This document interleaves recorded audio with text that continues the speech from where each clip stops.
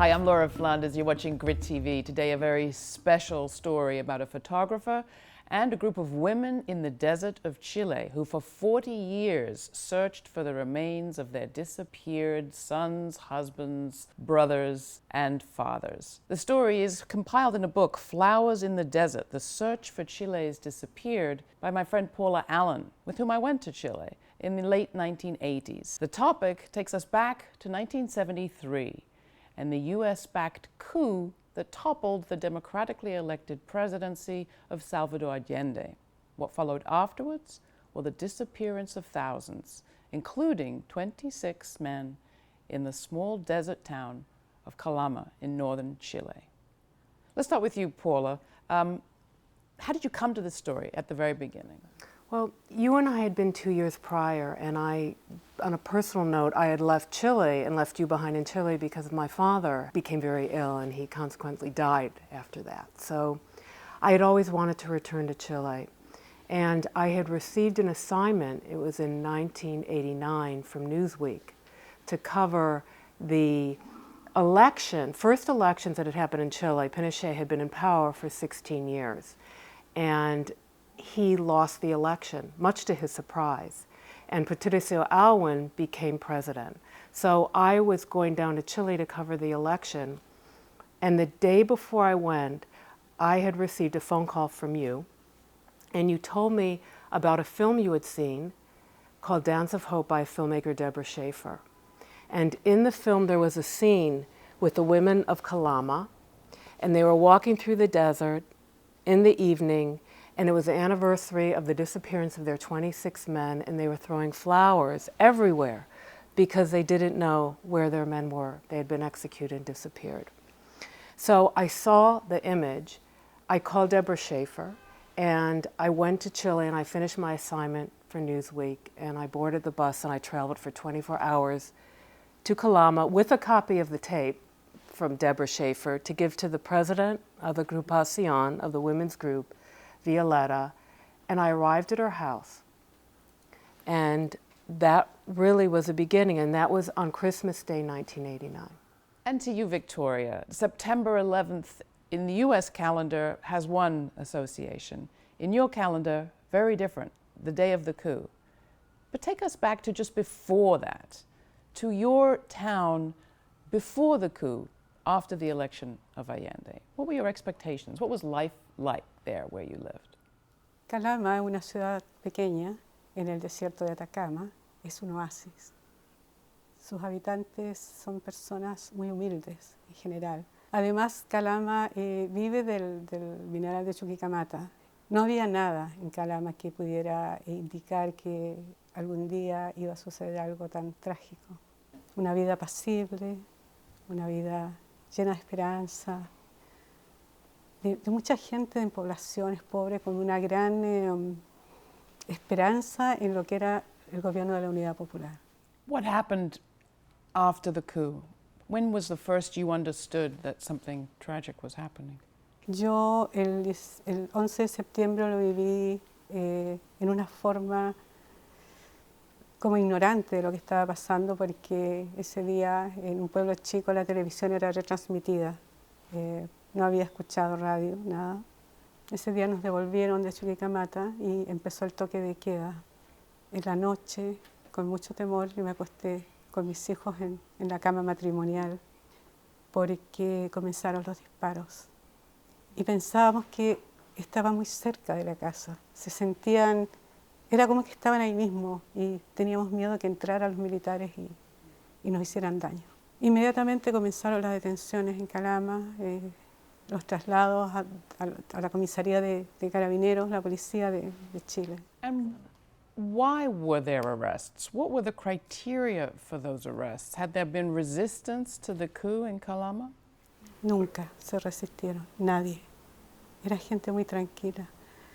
Solamente tenían el hecho, la culpa que tenían era haber apoyado al gobierno de Salvador Allende y de haber pertenecido a algún partido político. Pero inmediatamente comenzaron a actuar con mucha crueldad. Los llevaban a un centro de detención a las afueras de la ciudad. Comenzaron las torturas, las violaciones a los derechos humanos, las incomunicaciones durante 5 días en que eran quemados con cigarrillos, eran azotados con sacos mojados para que no se notaran las marcas que dejaban en el cuerpo. And when was the first you found out that your brother was missing? Lo detuvieron el 24 de septiembre. And he was how old, and what was he doing? Mi hermano tenía 18 años, era estudiante del liceo de Chuquicamata, era parte de la directiva de los estudiantes desde su colegio. Estuvo 5 días detenidos, incomunicado y torturado. Después lo llevaron a la Fiscalía Militar. Yo lo vi ese día. Él estaba muy delgado, muy delgado. Él escondía sus manos atrás. Lo toqué, lo abracé. Y él me hizo esto. Toqué su cuerpo y su cuerpo estaba entero, golpeado. Ese día, en la noche, lo trasladaron a la cárcel de Calama.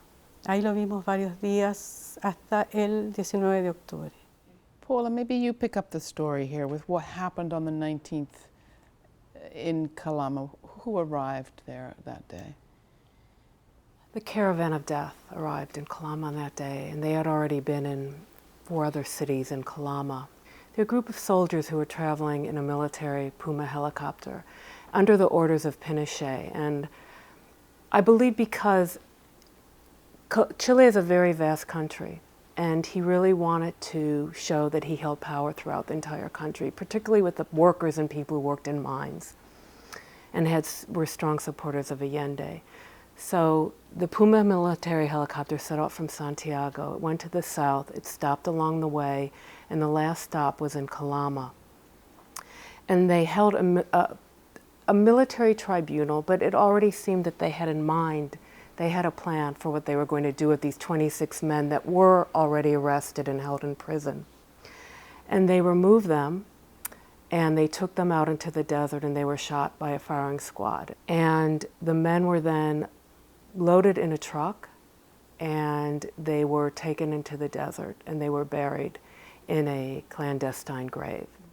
So you're telling us the story as if it had always been clear, that in fact represents years of piecing together the facts. Exactly.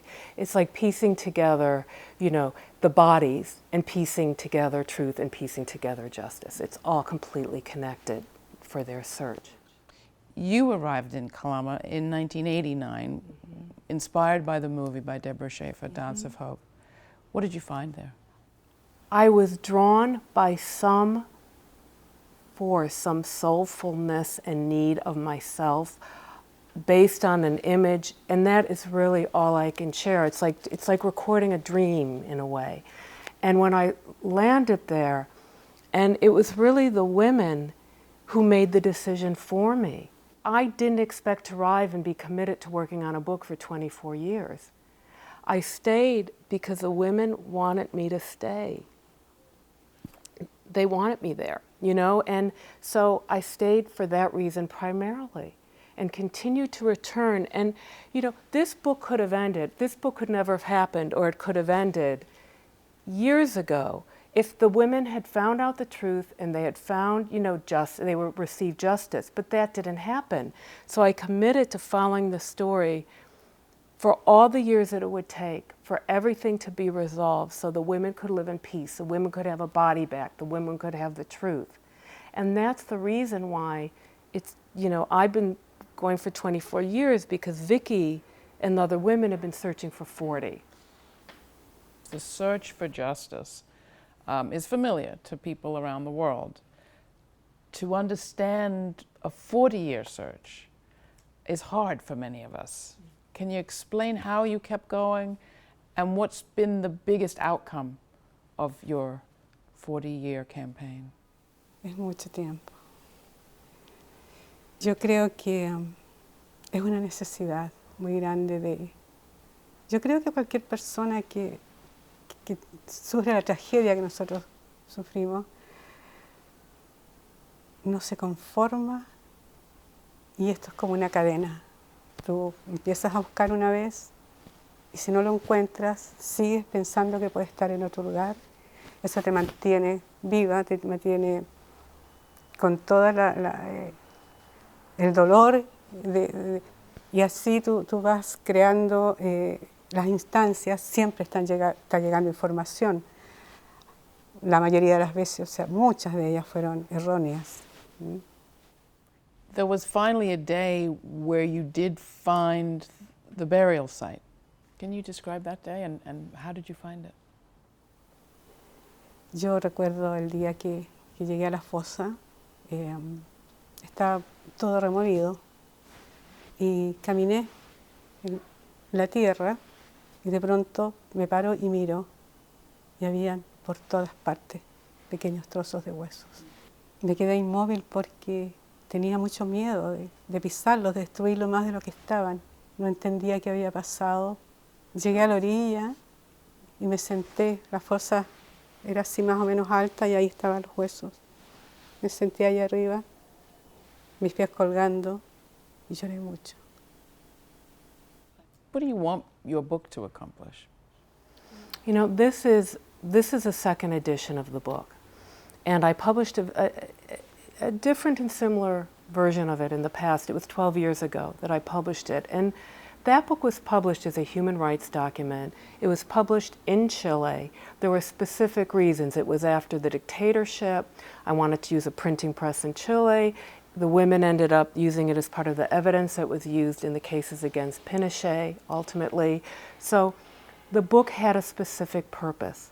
This book is the second version, and this was printed specifically and published with the University Press of Florida for an audience in North America, because the United States government was a huge part, and other governments also, in why the coup happened in Chile. We supported Pinochet, the government, Kissinger, Nixon government, it supported Pinochet. So I think that's an important history that we know in this country. So, and we take responsibility and accountability for also. So this book, the new version, it's also Flowers in the Desert, Flores en el Desierto. It has 3 new chapters. It's a textbook to me. You know, it functions as a history book, you know, for universities, for anybody who can start to read really what happened in Chile and that we can know better in this country. And Paula, for you, what has it taken to, as an independent journalist and photographer, to be able to follow the story all this time?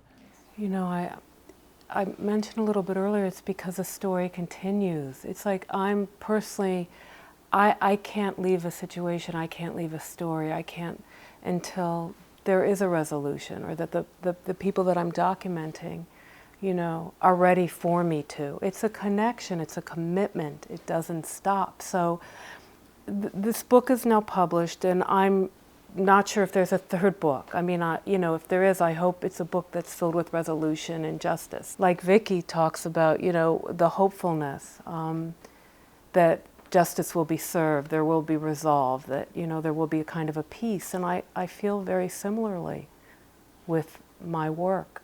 In a way, I hope, you know, there will be another book. I hope there won't be another book. Paula Allen and Victoria Saavedra, thank you so much for joining us, both of you. Thanks so much, Laura.